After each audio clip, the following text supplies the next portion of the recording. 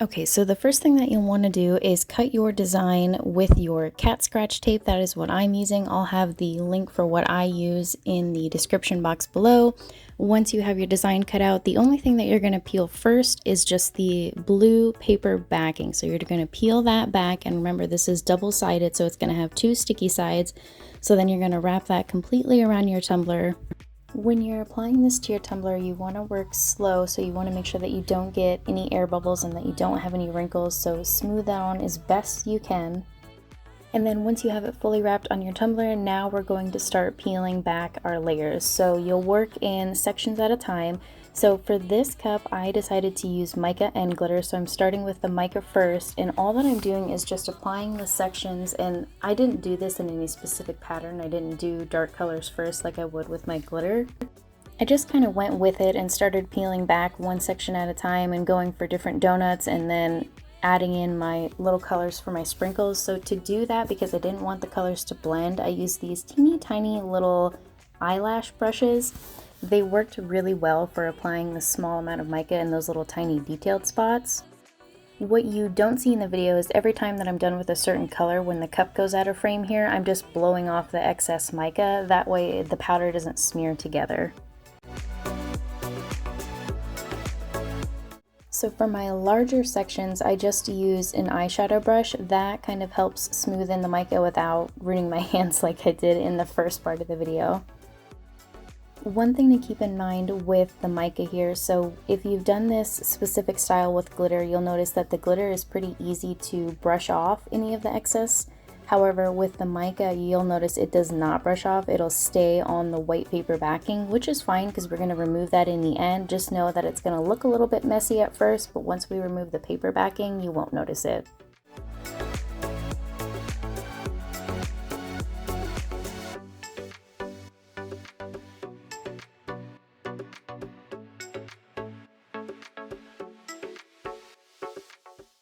So to remove those tiny little pieces that I cut out, I am using just a weeding pen that I got from Tech Wrap. You can use just like a needle, or you can use a little small pair of tweezers, whatever works for you. But I found that this little weeding needle pen has worked best for me to get these specific tiny spots off easily. So when I was applying my darker lines here, some of the brown did kind of blend into the gold, and all that I did to fix that was I just went back over the gold with more gold mica to kind of cover up the brown that smeared.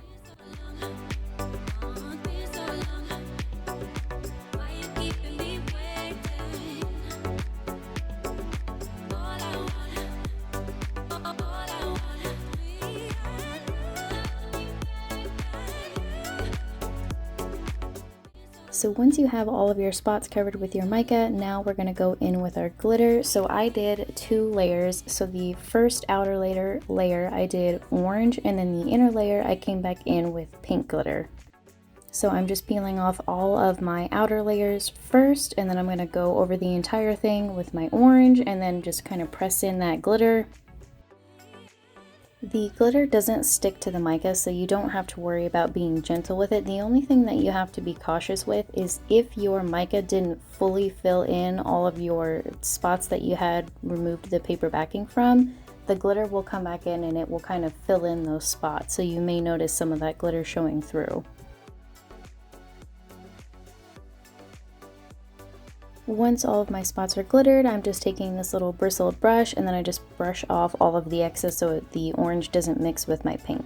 So now I'm doing the same thing and I'm removing the inner layers this time, and I'm going to go in with my pink glitter.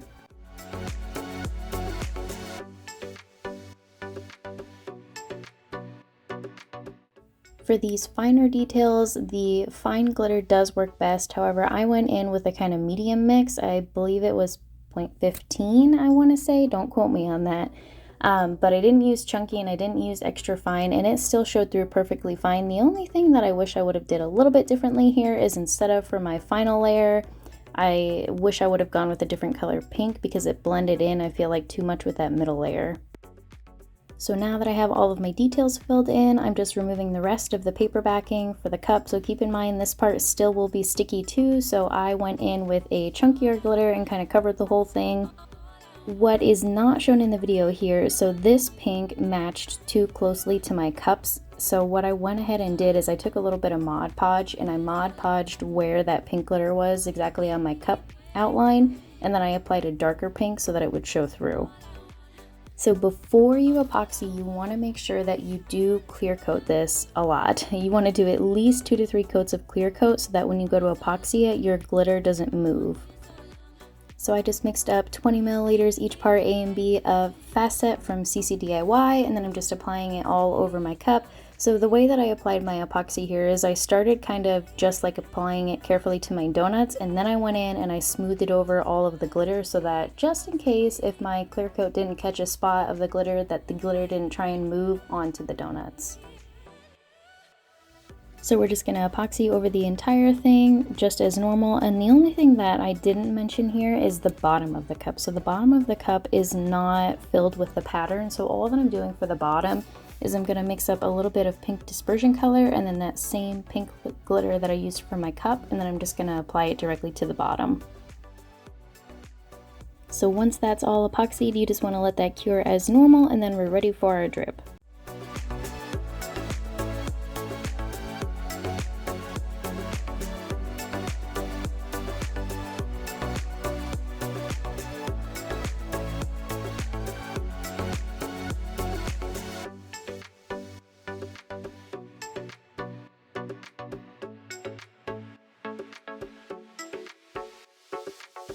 So I decided to add a drip to this cup just to make it a little extra, because why not?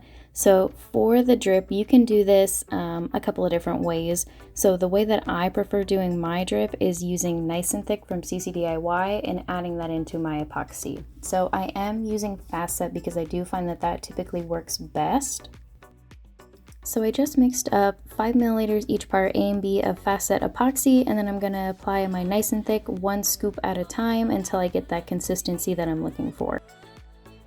Keep in mind, if you're planning to add dispersion color to this, it will thicken up a bit after you add your dispersion color too, so you may want to go just a little bit less on the Nice and Thick to get the consistency that you're going for.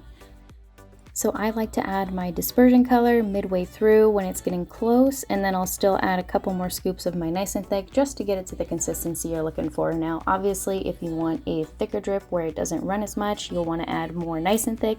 If you want it to just run slightly and you're using Fast Set, then you would just want to use a little less Nice and Thick. Really, you just kind of want to play around with it until it gets to the consistency you're looking for. So now that I have my desired consistency, all that I'm going to do is I'm going to start by just applying a little bit to the top and then just kind of letting that drip, and I'll go around the entire rim of the cup. Now I didn't want my drips super thick, so I did kind of let it run a little bit more just because I wanted the main focus of the cup to be on the donuts.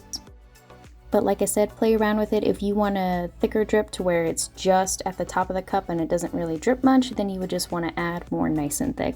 And if you don't like your consistency before it cures, right after you apply it, if you don't like it, you can wipe it off with an alcohol wipe. So keep that in mind too.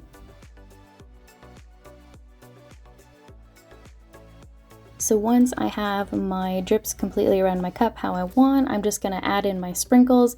You can either take a handful of them and then dump them over the wet epoxy on your drip, or you can do what I do, and I like using tweezers and just kind of placing them where I want them.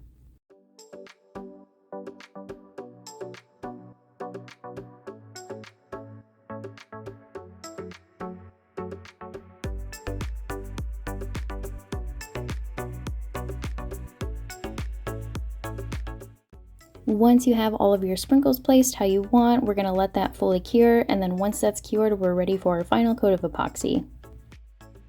Now I'm mixing up 15 milliliters each part A and B epoxy for our final coat, and we're going to apply that over the entire tumbler, including over the drip and the sprinkles.